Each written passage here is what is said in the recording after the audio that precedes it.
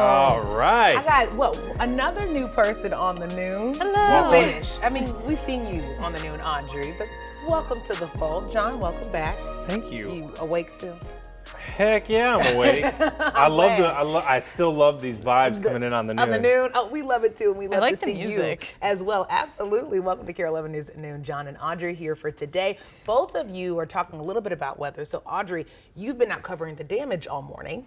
Yeah, in the North Metro was pretty wild. I'll break all of that down. I'm going to tell you about some of the popular areas that are actually going to be shutting down because of high water concerns in St. Paul. We'll keep an eye on that. But first, let's get a first check of our weather. Yeah, I mean, we had that severe thunderstorm that Audrey's going to be talking about. We also have a couple clouds rolling in now. We had a great start there, lots of sunshine, kind of popping up to our high pretty quickly, actually, 76 degrees. It's nice out there. The one biggest difference, I'm sure you notice it, it's the dew points. They've dropped a bunch.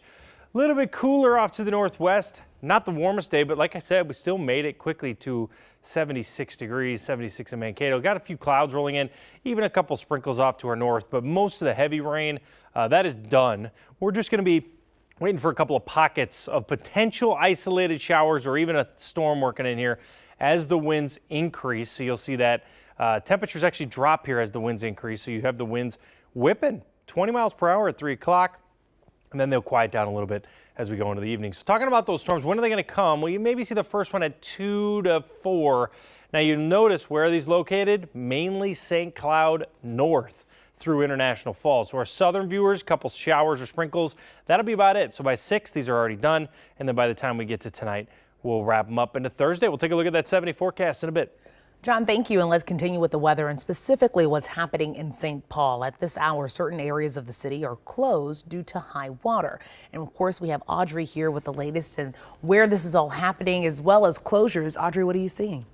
Well, Alexis, in fewer than 12 hours, Water Street in St. Paul is going to be closing down. That's because city officials say the Mississippi River could rise to minor flooding levels over the weekend. Now take a look. Here's a map of where the closure will happen starting at 11 o'clock tonight.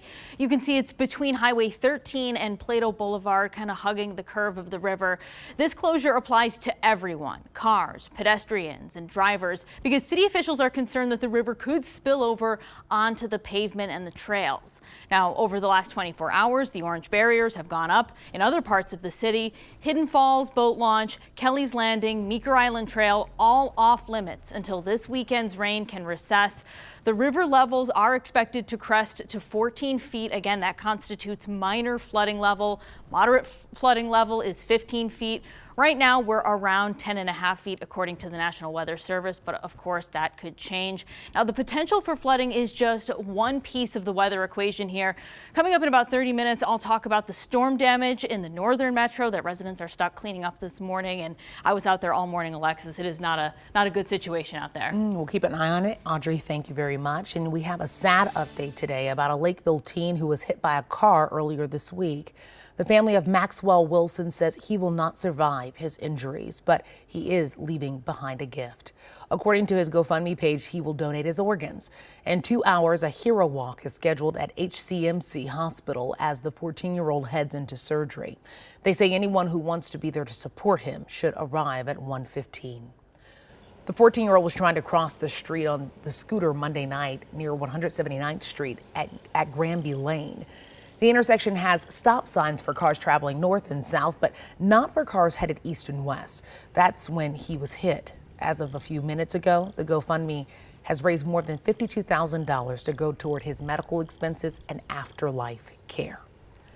Within the past couple of hours, a very large crowd of students, lawmakers, and community members came together for a trans justice rally at Hopkins High School. It comes as police investigate a possible hate crime. Here's what we know so far. The school tells us a student who identifies as part of the LGBTQ+ community was allegedly assaulted at the school last week. At today's rally, a former Hopkins student spoke about what he's seen change over the years. We are at the peak of mass transphobia in this country, and it's really scary to me as a pastor of gender expansive kids in the Twin Cities that they are less safe now than I was over a decade ago. The school sent us this statement saying, in part, we will address any issues that compromise the safety and inclusivity of our school environment. We support and stand by any group that is marginalized, including our LGBTQ+ scholars and staff. A man is in custody after a shootout outside of the U.S. Embassy in Lebanon. Local media reports a gunfight broke out for nearly half an hour at the embassy just north of Beirut. In a statement, the Lebanese military says that soldiers shot the man who they described as a Syrian national. He was wounded and has been taken to the hospital. One security guard was also injured. The embassy says nobody on their staff was killed. A stunning decision just hours ago for Amanda Knox. An Italian court has upheld a 16-year-old ruling convicting her of slander. NBC's Keir Simmons brings us more from Florence. Well, Amanda Knox flew all the way from Seattle to be in court, believing she could put one last accusation behind her. Instead, we watched as she was embraced by her husband as she wiped away tears as she sat down for a long time inside the courtroom, having heard once again that she was convicted on this charge of accusing another man, Patrick Lumumba, of murder. Now, that is something that she had been denying, and she believed that she could fully clear her name. It wasn't to be today. Her lawyer telling us that they may go for an appeal, but they need to see the basis of the judgment here. There was a real surprise that the European court had said that the way that she was interrogated by police was against her human rights. She had said that it was in that interrogation that she had made these allegations and that therefore they shouldn't stand. Instead, she has been told that she will have to pay legal fees and compensation. She was also today sentenced to 3 years in prison.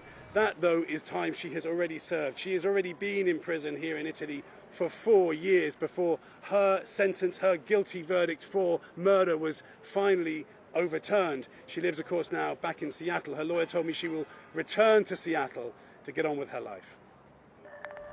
A major development back here in the Twin Cities. The Minneapolis Police Union and the city have reached a tentative contract agreement after months of negotiation. The union overwhelmingly voted in favor of the deal that includes a nearly 22% pay raise over 3 years. It essentially sheds decades-old side agreements that tied the hands of leadership from making any changes.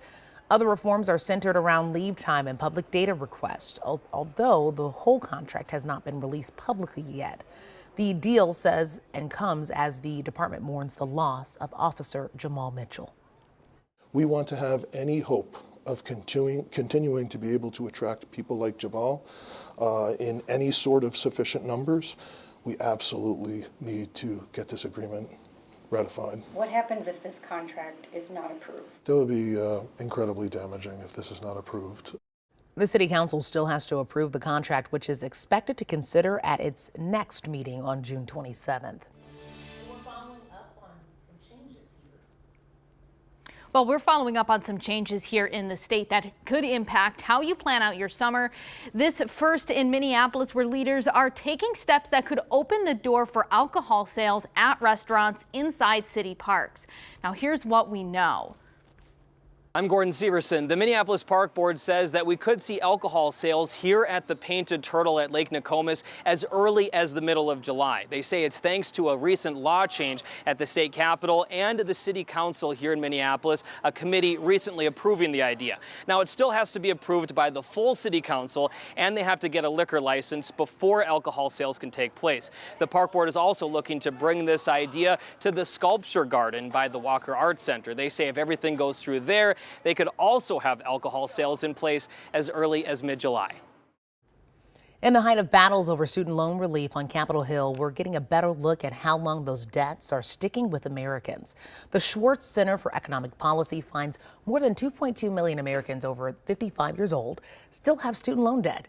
It's often described as good debt, with borrowers taking on loans hoping higher education will boost income over time. However, older borrowers tend to see their pay narrow at retirement age. They're also more likely to carry other debts like mortgages and car loans. It's likely to affect their retirement ability because they have to either sort of decide between extending their working life and continue to work to repay their debt, or reduce the amount of retirement savings that they may be able to save. Another potential consequence impacting retirement income are delinquent federal student loans. E-bike rebate applications are now officially open for anyone in the state. They actually just opened an hour ago, meaning you can now apply for a state rebate of up to $1,500. In total, the state has $2 million to give out. In order to qualify, you must have lived here since 2023 and be at least 15 years old. Now, the rebate amount is dependent on your income. You'll have 2 months to purchase your bike after you're approved.